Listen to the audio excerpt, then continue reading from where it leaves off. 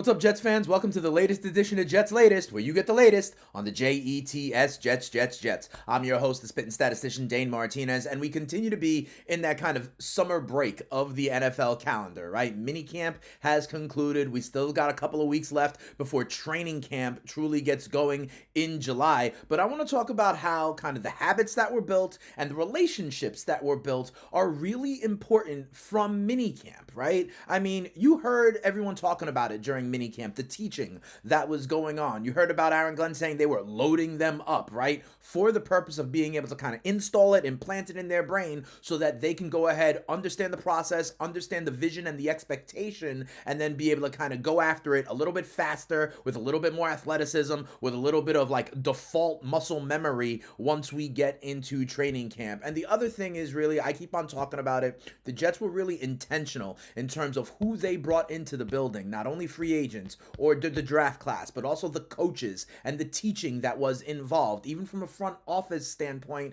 bringing in guys that were young, that had good pedigree as far as their draft, that had flashed in the NFL, and were going to be able to grow together. And I think that is really cool, especially in something I heard Breece Hall talk about, his new QB1. Remember, Breece Hall came into this team in the Aaron Rodgers regime, right? Aaron Rodgers was the only other quarterback slash leader that he has played for in the green and white. Listen to what Breece Hall had to say about his belief kind of in Fields, the way he goes about his business, and how he kind of relates to him a little bit better. Check this out. Breece Hall says he's real cool, calm, and collected, and brings a sense of calm to the offense. Just seeing how he works, how diligent he is, how he cares. He's trying to build relationships with everybody, and how he goes about his business. It's been fun so far. He gets hyped like everybody else, and he's young like us, so we talk about a lot of the same stuff, and we can hang out on the weekends. He's just been great to be around. He's been a good dude. And listen, you hear that from everybody, right? It's minicamp. Everybody's in the best shape of their lives. Everybody loves their teammates. But I think there's been a lot of stuff said about Justin Fields specifically, which should give you optimism if you are a Jets fan. You heard Josh Reynolds talking about how he picks up the offense really quickly. And this is Reynolds knowing that it was a complicated offense because he was over in Detroit. You heard Tanner Engstrand, the offensive coordinator, saying the same thing, that he was really smart, intelligent, that he was a workaholic.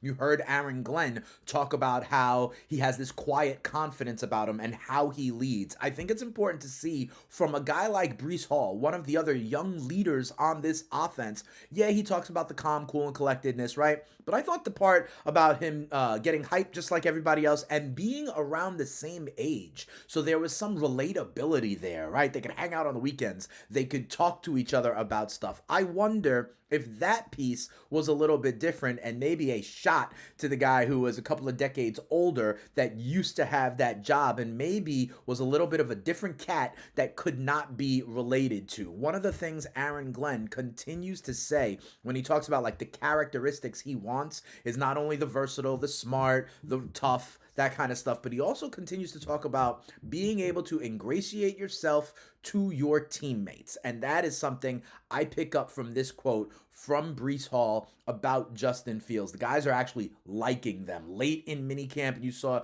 Tyrod Taylor and Justin Fields kind of with a celebration dance, right? You saw a lot of people out there on social media talking about how Garrett Wilson was smiling, and that necessarily wasn't the case. Those are also some of the things that are implicit, that don't get a lot of attention, but is part of a building culture and a building team. And this has all been led by new head coach Aaron Glenn. Aaron Glenn was also at the mic talking about what he saw in minicamp, what the focus of minicamp was, and how that spins forward to the next stage of the process, which is actually training camp in July. Listen to what Aaron Glenn had to say. He goes, overall, I thought this has been a really good camp.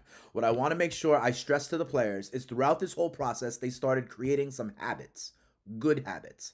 As you leave the building, and I don't want those habits to go away. I want them to continue. Think about those habits and how we want to operate as a team, who we want to be, how we want to do it, and not really how we win, but more about our process. As we get that nailed down, Now let's talk about how we're going to win and our vision for winning. I mean, again, the intentionality of all this has been off the charts, and the consistency of all of this has been off the charts. We haven't played games yet. We've been in shorts and t-shirts. I understand, but I believe this is really, and if you've been around the organization, you know there is real senses of optimism that things are being done differently in the front office, with the media, with the focus on teaching, and I think that has been really, really important. We have seen these kind of teaching habits left and right. We've seen it. We're going to see it later on in this episode when it comes to a guy like Arian Smith. We talked about the teaching GoPros, how Justin Fields is wearing it on their helmets, right? They are doing things differently,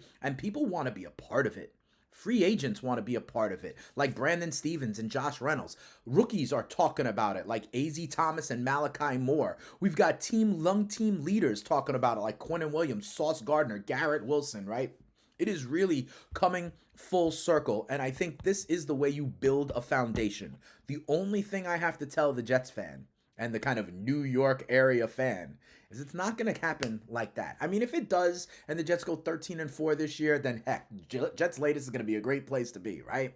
But we have to build in a certain way. We have to have patience, and I think this is the way we are doing it. We are getting young guys with chips on their shoulders. We're teaching and developing them. We're inspiring confidence in them. We're starting from the ground floor of building habits, building the process of how we win, and then continuing to move forward, hoping that it takes root over time. I really believe this is the right way to do it. Heck, the old way, just dropping in Aaron Rodgers and other vets, didn't work. The all gas, no break kind of mentality didn't work. Here we are building intentionally from the ground up. And quite frankly, Aaron Glenn said he liked it. And if you've been here at Jets Latest, you know we like the way it is building. One guy who is new in the building was the 4th round pick, Arian Smith, out of Georgia. One guy who we all know has something to work on is Arian Smith out of Georgia, and that is his issue with the drops. But that's why I love this picture that we see. Arian Smith putting extra time in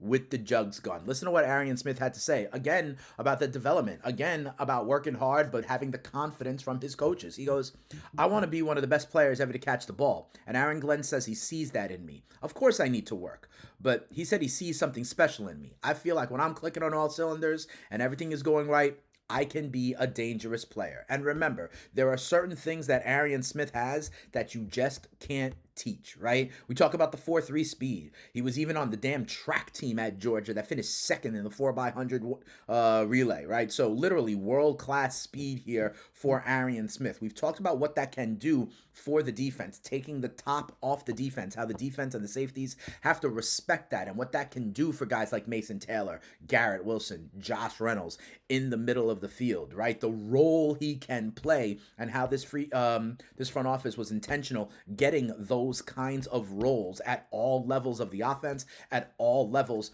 of the defense. And then, to be honest, the drops, yeah, it was a thing. Arian Smith talked about that. He talked about the teaching technique of looking the ball in a little bit more, right? But also, listen, he had 48 catches for 817 yards last year for Georgia. 17 yards per catch. The 817 yards led Georgia, for goodness sake, okay? There have been some other good wide receivers that have come out of there. By the way, the guy who led Georgia last year was Ladd McConkey. He seemed to do okay with the Chargers in his rookie year. The other thing I would say is, look at this. He averaged 36.5 yards on his touchdown catches at Georgia. You know who I want to compare him to? Again, and we've done this with the Detroit comparisons, right?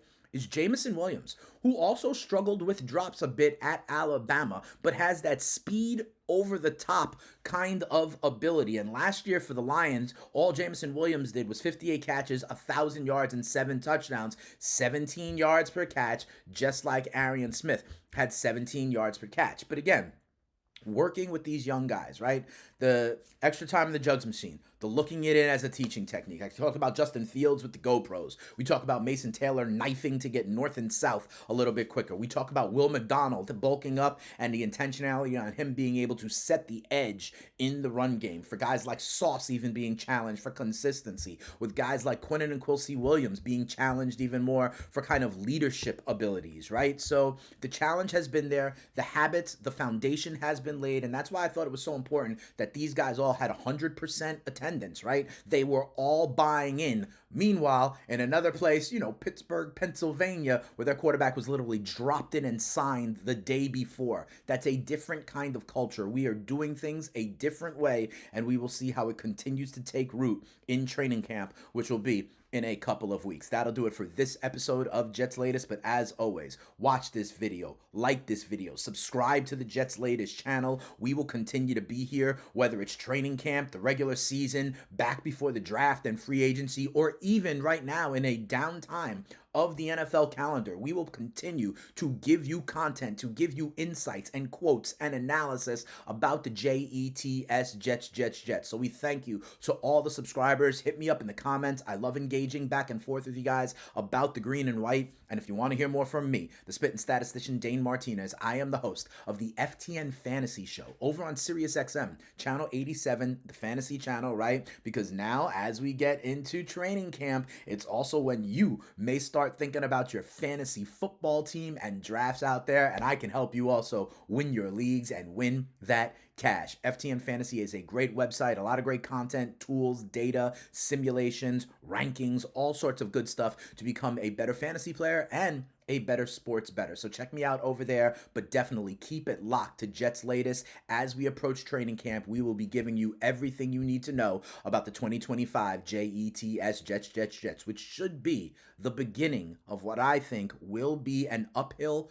turnaround climb for this franchise. And I know, just like me, a lot of you guys are starved for it. So let's enjoy this ride together right here on Jets Latest. We'll see you next time. But for now, we out of here. Peace.